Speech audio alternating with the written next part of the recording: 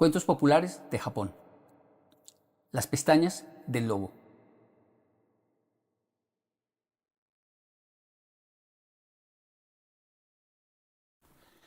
Vivía una vez, en un pueblo, un rico herrero con su única hija, la bella Akiko. La mujer del herrero había muerto poco después del nacimiento de la niña, y el hombre había vuelto a casarse, porque necesitaba que alguien llevara a su casa. Pero su elección no había sido afortunada. La madrastra era avara y perversa. Nada podía alegrarla, y detestaba sobre todo a Akiko, a la que envidiaba, porque, a pesar de las humillaciones a que la sometía, era alegre y sonriente. A medida que la muchacha crecía, la madrastra la agobiaba cada vez con más trabajo, de modo que la joven Akiko pronto se quedó sola para ocuparse de la casa.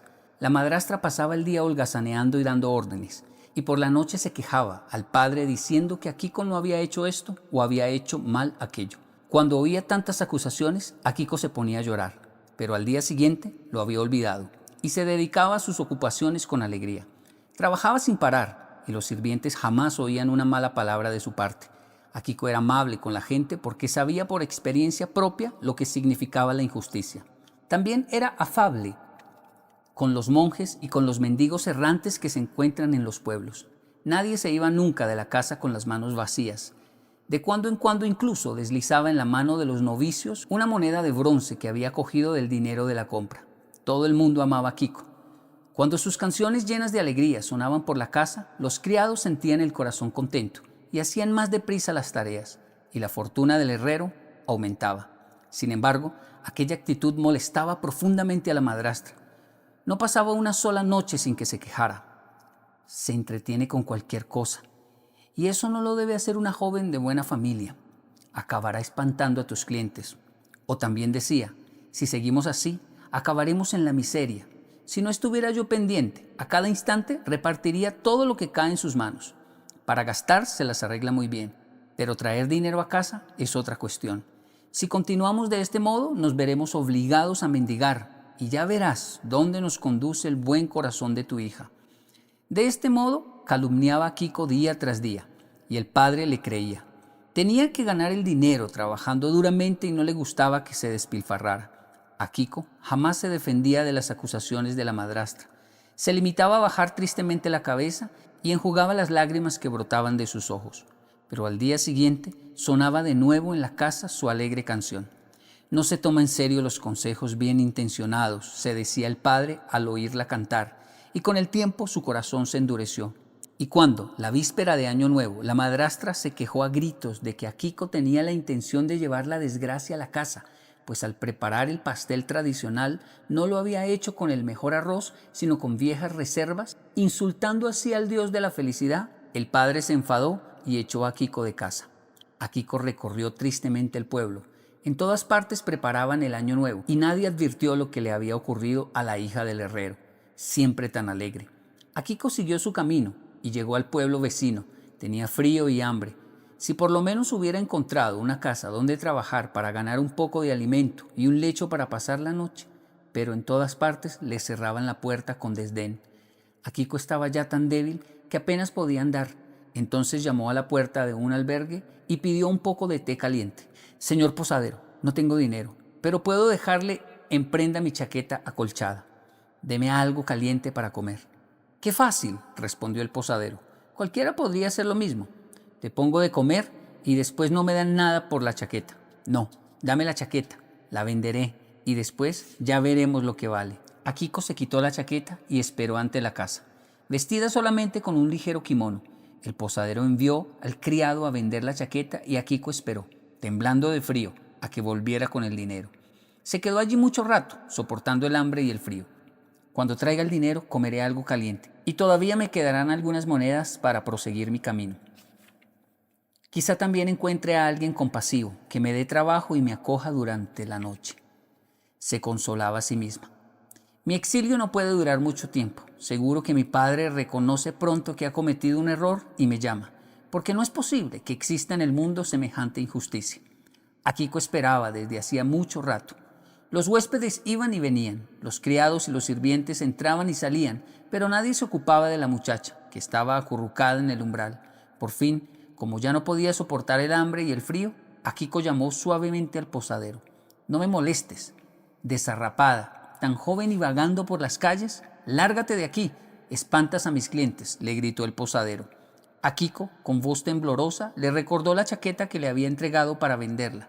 Era una buena chaqueta. Seguramente le han dado lo bastante por ella como para proporcionarme arroz, pescado y una taza de té bien caliente. «Ja, ja, pretende haberme dado una chaqueta», exclamó el posadero riendo con desprecio. «¿Una preciosísima chaqueta que vale una fortuna? Ja, ja. ¿Y no me has confiado también una bolsa llena de dinero? Parece que te falta también. ¿Habéis oído alguna vez semejante impertinencia? ¿Yo vender una chaqueta para una mendiga? Si poseyeras una buena chaqueta, estarías tranquilamente en tu casa en lugar de recorrer las calles de los pueblos». El posadero gritaba tan fuerte que los clientes salieron del albergue para burlarse de la pobre muchacha. Akiko se puso a llorar. El hambre y el frío eran tan terribles, pero nada la hería tanto como aquella palpable injusticia. «Toma, aquí tienes esto», dijo el posadero, lanzándole un mendrugo de pan duro y un saco remendado, «para que veas que soy compasivo y que un día de fiesta no dejo que nadie se vaya sin nada, ni siquiera una mendiga desvergonzada como tú. Ahora vete, o si no, suelto a mis perros». Akiko se puso el saco remendado a la espalda y con la cara roja de vergüenza se fue corriendo entre las risas y las burlas de los comensales. Solo quería marcharse. No se detuvo hasta el lindero del bosque. Empezó a nevar y Akiko no sabía ni dónde se encontraba ni a dónde iría. Desesperada, se dijo: «Este mundo no me reserva nada bueno. Si tengo que morir de hambre o de frío en alguna parte del camino y servir de pretexto para las burlas de los hombres, prefiero terminar yo misma con mi vida. Iré al bosque y dejaré que me coman los lobos». Traduciendo a los hechos su horrible decisión, se apartó del camino y penetró en la noche del bosque. En las montañas hay muchos lobos y en invierno están hambrientos. Seguramente no tardarán mucho en acabar para siempre con mis penas, se dijo mientras caminaba. Sumida en tales pensamientos, arribó a un pequeño claro, se sentó en una piedra y esperó la aparición de los lobos. Poco a poco llegó el crepúsculo, la nieve caía cada vez más, el bosque estaba silencioso, no se movía ni una hoja. «Quizás no sea el lugar apropiado», se dijo finalmente Akiko, al comprobar que los lobos no aparecían.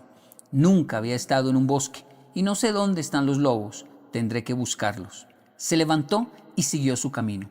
Se abrió paso a través de espesas malezas, recorrió senderos y llamó: «Lobo, querido lobo, ven y cómeme, ya no quiero vivir». Vagaba desde hacía mucho rato cuando, de repente, unas ramas crujieron en un matorral que había junto al sendero. Las ramas se apartaron y un enorme lobo violeta de grandes ojos rojos saltó al camino. Se encogió como para disponerse a saltar, enseñó sus afilados colmillos y lanzó penetrantes miradas a Akiko. Esta se paró en seco y se cayó. Ahora que veía los punzantes dientes y que sentía el aliento cálido del lobo, empezó a tener miedo. Pero inmediatamente se acordó de las humillaciones que los hombres le habían infligido y de las injusticias que había sufrido. Pensó en la muerte por hambre que le acechaba y permaneció firme en su resolución. Miró al lobo y, asustada, pero en voz enérgica, le dijo: «Lobo, cómeme. El mundo ya no puede ofrecerme nada bueno». El lobo se agachó todavía más, guiñó los ojos y dirigió una mirada escrutadora a Akiko. Luego se sentó sobre las patas traseras y dijo con amable voz, totalmente inesperada: «No, no te comeré. Yo no como a los hombres, al menos no a los verdaderos. Tienes demasiada confianza, pero voy a ayudarte». Dicho esto, se arrancó suavemente 2 pestañas, se las dio a Akiko y dijo: «Cuando quieras saber qué clase de hombre tienes ante ti, pon estas 2 pestañas ante tus ojos y mira bien. Inmediatamente sabrás cómo es la persona. Confía en el que no cambie ni siquiera después del examen minucioso que hagas a través de las pestañas. Con ese hombre serás dichosa. A los demás no les creas, aunque te pongan cara de buenos». Akiko, sorprendida, dio gracias al lobo y se fue. En su aturdimiento había olvidado el hambre y el frío. Pronto salió del bosque y llegó a una pequeña ciudad. Akiko se situó en la encrucijada. A su alrededor había una gran multitud. Muchos llevaban cestos o haces de leña a la espalda. Otros conducían caballos al mercado y muchos volvían con sus provisiones. Había un gran número de mujeres con bellos atuendos y hombres con aspecto de gran dignidad. Todos parecían buenos y honestos. ¿Cómo podría no confiar en aquellos hombres? Akiko decidió entonces seguir el consejo del lobo. Puso las pestañas ante sus ojos y observó el bullicio.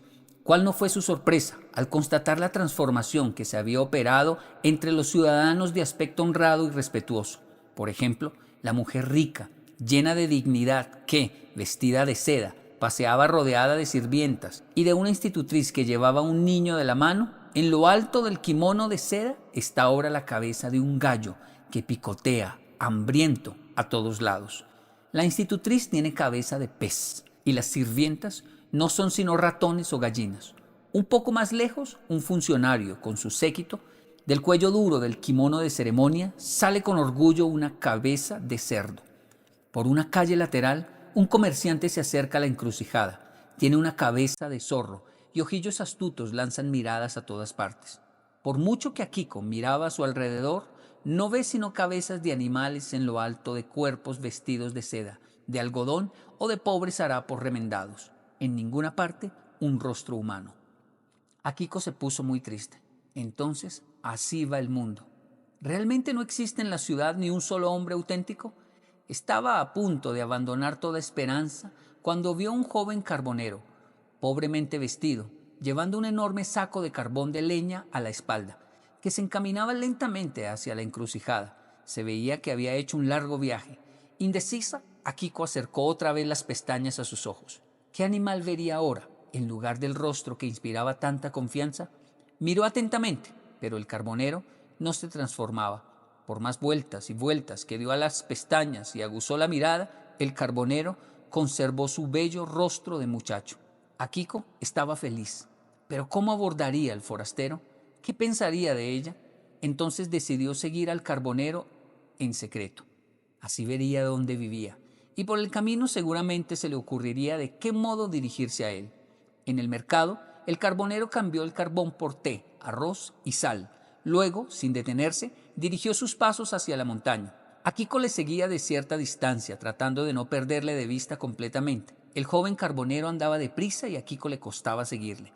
Pasaron al lado de unos campos de arroz y luego se metieron en un sendero silvestre. Allí, el carbonero desapareció. Era joven y fuerte, mientras Akiko estaba muy débil por el hambre y el largo camino que había recorrido. Pero, afortunadamente, vio a lo lejos humo. Sin duda, era la vivienda del carbonero. Siguió, pues, la dirección del humo y en un claro vio, junto a una carbonera, una pequeña cabaña. Akiko se dirigió derecho a la vivienda y echó una ojeada al interior. No vio a nadie, pero en el fuego había un hervidor con agua. El carbonero no podía estar muy lejos. Agotada, Akiko se sentó en el umbral y esperó. Al cabo de un momento, el carbonero salió del bosque. Se detuvo un momento ante la joven y gritó: «Me has seguido hasta aquí, fantasma. Sigue tu camino. En mi casa no encontrarás nada». Akiko se levantó, saludó cortésmente y le aseguró que no era un fantasma, sino un ser humano. Al fin, el carbonero le creyó. «Evidentemente, he advertido que me has seguido desde la ciudad. Por eso apresuré el paso, pero te quedabas atrás. Pensaba que eras un fantasma, porque una muchacha no tiene costumbre de pasear sola por los bosques. También por esa razón no me quedé en la cabaña, porque me dije que si el fantasma no me encontraba, se iría. Pero dime, ¿qué haces aquí en el bosque? No tienes aspecto de ser una vagabunda. Me parece que has debido de conocer tiempos mejores no hace mucho». Akiko le contó la historia de la malvada madrastra y de la injusticia del padre que le había echado de casa en la víspera de Año Nuevo. También le dijo que deseó que la comieran los lobos. Por fin preguntó al carbonero si quería que se quedara con él. «Sé cocinar y podré ocuparme de tu casa. Seguro que estarás satisfecho de mí».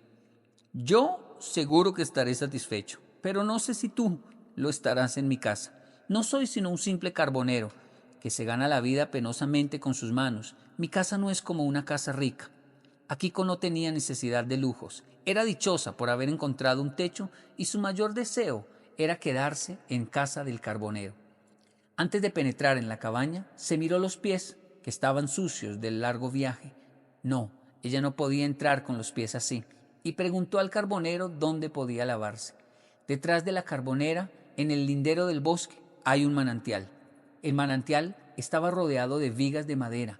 Akiko se asomó, y el agua brillaba como si el sol se reflejara en ella. Pues si ya es de noche, ¿de dónde pueden venir estos rayos de sol?, preguntó a Kiko, y miró más de cerca. Al fondo del manantial habían muchas piedras, y eran ellas las que brillaban. Kiko sacó una de las piedras del agua y la examinó. Luego se lavó los pies, aunque casi le dio vergüenza meterlos en el agua del manantial dorado. Al final se agachó para beber el agua, que brotaba de la roca como un tubo de bambú. Seguramente el carbonero viene aquí a buscar agua para hacer su comida, se dijo. Pero de repente dejó de beber sorprendida. No era agua lo que salía del tubo de bambú, sino el mejor de los saques. Kiko cogió una de las piedras doradas y corrió a la cabaña. ¿Sabes lo que es esta piedra? Naturalmente, es una piedra ordinaria. El manantial y sus alrededores están llenos de ellas. Son muy bellas. Mira cómo resplandecen y no pierden el brillo, ni cuando están secas, dijo el carbonero tranquilamente. Mira, con ellas he decorado mi chimenea. Y si quieres, puedo empedrar el camino que conduce al manantial. Hay tantas. No es una piedra, es oro puro, le explicó. En la ciudad te darán por ellas lo que quieras. Ya no tendrás que ganarte la vida con un trabajo tan pesado. ¿Me darán arroz a cambio de una piedra? El cansancio ha debido trastornarte. A cambio de carbón, sí me dan lo que necesito. Por supuesto, si tuviera bastante, continuó el carbonero sin perder en absoluto la calma. ¿Y sabes lo que sale del tubo de bambú del manantial? ¿Pero qué te pasa?, protestó el carbonero. Nada más que buenísima agua pura. La bebo desde hace años y no me ha pasado nada. Kiko se echó a reír y recuperó su buen humor. ¿Buenísima agua pura? ¿Acaso no sabes que es el mejor sake que he bebido jamás? Luego le explicó al joven carbonero en medio de qué tesoros había llevado una vida durísima hasta entonces. Mañana llevaremos el oro a la ciudad y lo cambiaremos por dinero. Luego haremos venir artesanos y nos construirán un albergue junto al manantial de sake. Y te sorprenderá la vida que llevaremos entonces. El carbonero no lo creía, pero al ver que a Kiko le desaparecía la tristeza y el cansancio, no quiso contradecirla. Al día siguiente llevaron el oro a la ciudad y poco tiempo después el albergue, la Carbonera Apagada, se erguía en el claro del bosque. Muy pronto el albergue, con su buen sake y amable dueña, eran conocidos en todos los alrededores, de cerca y de lejos. Comerciantes y samuráis hacían un alto en él. Incluso el príncipe de la provincia se detuvo una vez para probar el delicioso vino que manaba de la misma roca. El vino le gustó tanto que, a partir de ese momento, mandó que lo enviaran por su palacio y no volvió a beber otro sake nunca más. El claro del bosque estaba siempre muy animado. Después de los clientes ilustres, acudían visitantes menos nobles. Y por último, los vagabundos, monjes, mendigos y mendigas. Pero la dueña del albergue tenía una sonrisa para todo el mundo. ¿Pero qué había ocurrido mientras tanto en el pueblo natal de Kiko? Cuando el padre echó a la muchacha, la madrastra se quedó contenta al fin, pero ahora tenía que ocuparse ella sola de la casa, y poco después se volvió tan desagradable y gruñona como antes. Eso duró hasta que su mal humor fue tan grande que murió. Por su parte, el padre ya no tenía éxito en nada. Todo parecía como embrujado. Sus guadañas, antes muy solicitadas en los contornos, de repente se rompían antes incluso de haberlas usado. Si quería forjar una buena hacha, se volvía pésima. En vano regañaba a sus aprendices y despedía a sus ayudantes. El taller se hundía cada vez más y al final no le quedó otra solución que ir a mendigar. De este modo se cumplió lo que la madrastra había predicho, pero por otra razón muy distinta. Un día, el viejo herrero llegó con otros mendigos al albergue La Carbonera Apagada.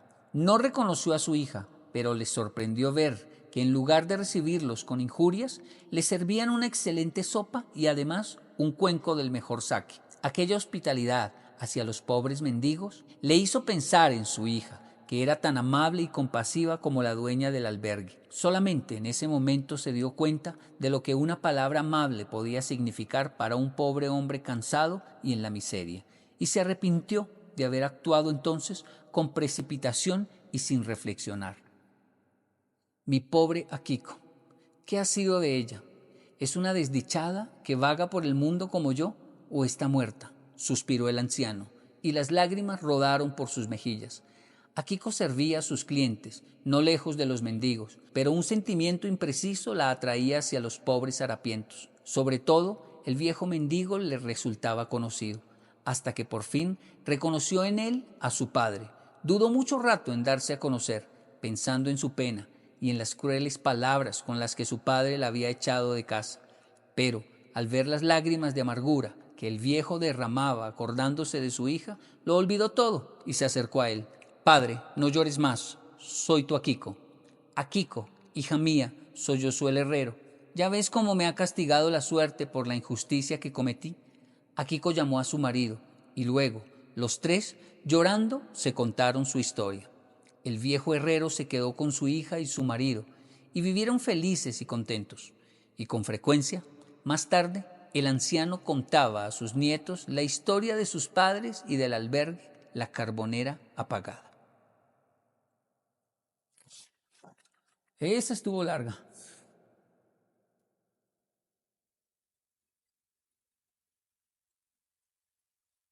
Señor posadero, no tengo dinero, pero puedo dejarle. No tengo dinero ni... y después ya veremos lo que vale. Alguien hizo así con mocos en mi micrófono. ¿Qué? ¿Vino a traerme una tacita de mocos? Tacita Gas. de limonada para que no se respire. Pero pégale la peste, mi amor.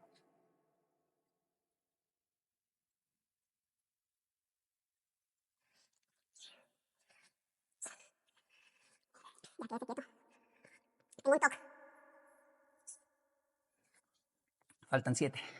¿Sabe rico? Uh-huh.